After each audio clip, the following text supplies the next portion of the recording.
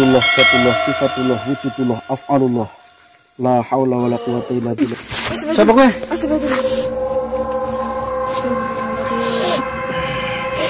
Jangan lupa Subscribe, like, comment, dan share. Bismillahirrahmanirrahim. Assalamualaikum warahmatullahi wabarakatuh.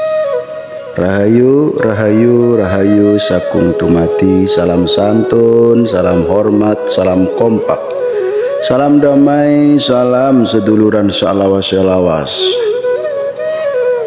Sahabatku semuanya yang dirahmati Allah Subhanahu wa ta'ala dimanapun berada, baik yang ada di dalam negeri ataupun di luar negeri, seiman, setakwa, sebangsa, setanah air, semuanya saja doa saya untuk kalian semuanya. Mudah-mudahan kalian semuanya senantiasa dalam keadaan sehat walafiat, selalu dilindungi Allah, dilancarkan rezekinya, dipanjangkan umurnya, dan diberkahi umurnya. Dan juga bagi sahabatku yang sedang sakit, saya doakan semoga lekas sembuh dan bisa beraktivitas seperti biasa. Untuk sahabatku yang sedang bekerja, saya ucapkan selamat bekerja, mudah-mudahan berkah rezekinya dan disayang oleh juragan atau bosnya, seperti itu. Ya sahabatku, ini saya berada di bukit yang mana akan saya jadikan padepokan Guru Ridwan ya. Jadi di sini tempat padepokannya besok di sini. Padepokan yang barunya besok di sini ya sahabatku. Jadi saya mohon doanya kepada kalian semuanya dan dukungannya ya, agar cita-cita saya terlaksana seperti itu. Ya, dukung dengan cara subscribe, like, komen, dan bagikan video-video yang ada di channel saya ke teman kalian supaya terus berkembang channel ini dan bermanfaat untuk orang lain, seperti itu. Buat sahabatku para pecinta ilmu hikmah dimanapun berada, saran saya untuk kalian semuanya ketika mengamalkan suatu keilmuan, wirid apapun ya, maka yang paling pertama adalah harus yakin. Itu inti, itu yakin ya. Karena kalau tidak yakin ya tentu saja efeknya kurang bagus, seperti itu. Bagi sahabatku yang mungkin sedang mencari amalan untuk atau sebagai upaya melancarkan rezeki, itu sebetulnya banyak sekali kalau amalan-amalan untuk melancarkan rezeki ya. Yang paling mudah ini sahabatku, baca saja Bismillahirrahmanirrahim. Allahu latifun bi ibadihi yarzuqu mayasya wa huwal qawiyul aziz. Itu ya. Saya ulangi lagi ya. Allahu latifun bi ibadihi yarzuqu mayasya wa huwal qawiyul aziz. Dibaca sebanyak 9 kali setiap habis sholat 5 waktu, maksudnya sholat fardu. Ketika punya hajat dibaca 19 ya, 19 kali ketika punya hajat. Dan juga ditambah membaca basmalah 19 kali juga, dengan niat meminta kepada Allah agar rezekinya lancar, dimudahkan dalam mencari pekerjaan bagi yang belum bekerja, yang sudah bekerja rezekinya dilancarkan, seperti itu. Intinya semuanya tergantung niat sahabatku ya. Jadi silakan untuk sahabatku semuanya itu diamalkan, mudah-mudahan berkah manfaat, seperti itu. Saya ulangi lagi ya. Bismillahirrahmanirrahim. Allahu latifun bi ibadihi yarzuqu mayasya wa huwal qawiyul aziz. Itu saja dulu ya.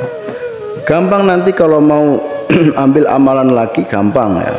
Yang penting itu diistiqomahkan saja. Karena kadang-kadang belum istiqomah, sudah pengennya cari lagi, dan cari lagi, akhirnya menumpuk-numpuk dan tidak jelas. Akhirnya di dalam pikiran itu kacau balau gitu loh, campur aduk. Nah itu yang membuat amalan-amalan kita jadi tidak tajrib karena tidak fokusnya sang pengamal dalam mengamalkan suatu amalan. Jadi yang paling bagus kalau orang mengamalkan suatu amalan, amalan apapun itu, wirid apapun itu harus pelan-pelan saja. Artinya pelan-pelan gini. Sekarang misalnya khusus doa atau wirid yang buat melancarkan rezeki, itu diamalkan sampai betul-betul ya bagus seperti itu ya, energinya bagus. Nah kalau sudah begitu, nanti kalau udah agak lama baru naik lagi, ambil amalan lain seperti itu ya. Nah, makanya banyak sekali orang-orang yang ketika mengamalkan suatu wirid, mengamalkan suatu doa, terus kemudian tidak tajrib, artinya tidak ada efeknya apapun. Dia langsung, wah doa apaan ini, dibagi-bagikan, diijazahkan, tidak ada reaksi sama sekali, seperti itu misalnya. Itu sebetulnya yang kesalahannya ada di pengamalnya, sahabatku. Kurang yakin, pikirannya rancau, artinya maksudnya campur aduk, nggak jelas, mikiri A, mikiri B, mikiri C, amalannya ini diamalkan, padahal yang baru saja itu belum mengamalkannya, belum bagus, sudah ambil lagi. Amalkan saja satu saja sampai ikhlas, betul-betul ikhlas, bahkan sampai bisa merasakan khasiat daripada amalan tersebut, baru besok ambil lagi seperti itu, amalkan lagi seperti itu ya sahabatku. Ya jadi kata-kata atau bahasa kasarnya itu, kalau orang baru mengamalkan ini sudah pengen lagi dan pengen lagi, itu sama saja ketika kita berbicara orang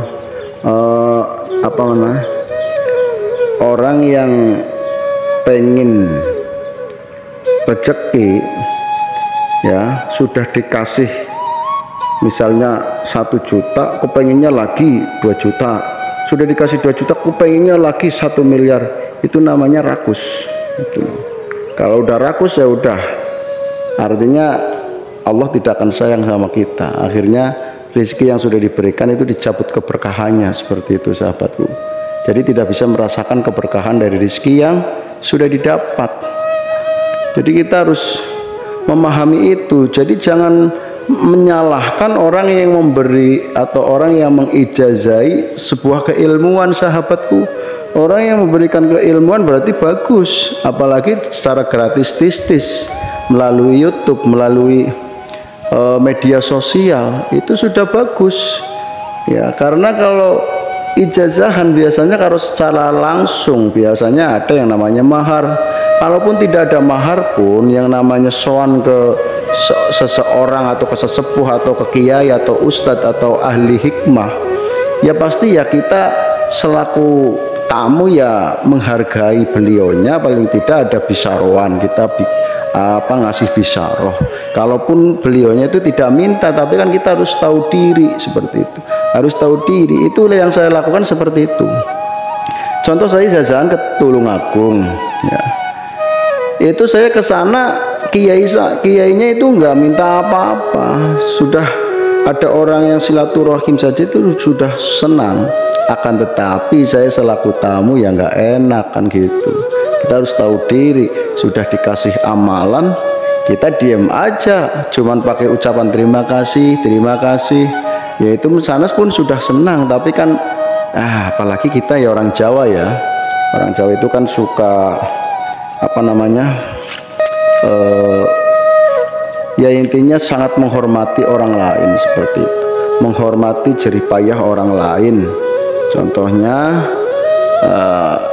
kalaupun itu hanyalah doa yang hanya disampaikan, diucapkan, akan tetapi kan beliaunya tetap dalam waktu mencari ilmunya, dalam belajarnya, itu pasti tidak gratis. Maksudnya tidak gratis ya pastinya pergi ke pondok, pergi ke padepokan ataupun pergi ke majelis, itu pasti ada yang namanya mengeluarkan uang, pasti itu ya kan. Apalagi kalau sistemnya mondok di pondok pesantren kan lama gitu ya, pasti kan butuh makan, butuh uang buat beli kitab, butuh uang buat ngerokok, buat makan dan lain sebagainya.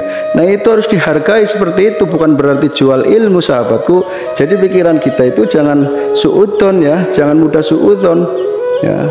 Gara-gara kita ngasih mahar itu pikiran kita modus ini orang-orang ahli hikmah mencari uang dengan cara menjual ilmu, menjual agama. Itu bagi saya itu pikiran kotor sahabatku. Itu kalau kalian itu memang orang baik, itu jangan lakukan itu. Pemikiran-pemikiran seperti itu harus dihapuskan. Seperti itu ya sahabatku. Oke, cukup sekian di bukit ini yang insya Allah akan saya bangun sebagai padepokan. Intinya padepokannya buat sahabat-sahabat yang dari luar datang ke sini. Nanti kalau sudah ada padepokan kan sudah ada tempat mau nanti nginep tidur di sini kan enak. Tapi kalau belum ada padepokan, kalau di bawah padepokan yang bawah kan buat ngaji. Nah, maka kalau yang di sini tujuan saya khusus buat padepokannya seperti itu ya. Oke sahabatku, cukup sampai di sini ya. Mohon maaf atas segala kesalahannya. Mudah-mudahan kalian semuanya paham apa yang saya sampaikan. Saya akhiri, wabillahi taufiq wal hidayah wa ridha wal inayah. Wassalamualaikum warahmatullahi wabarakatuh.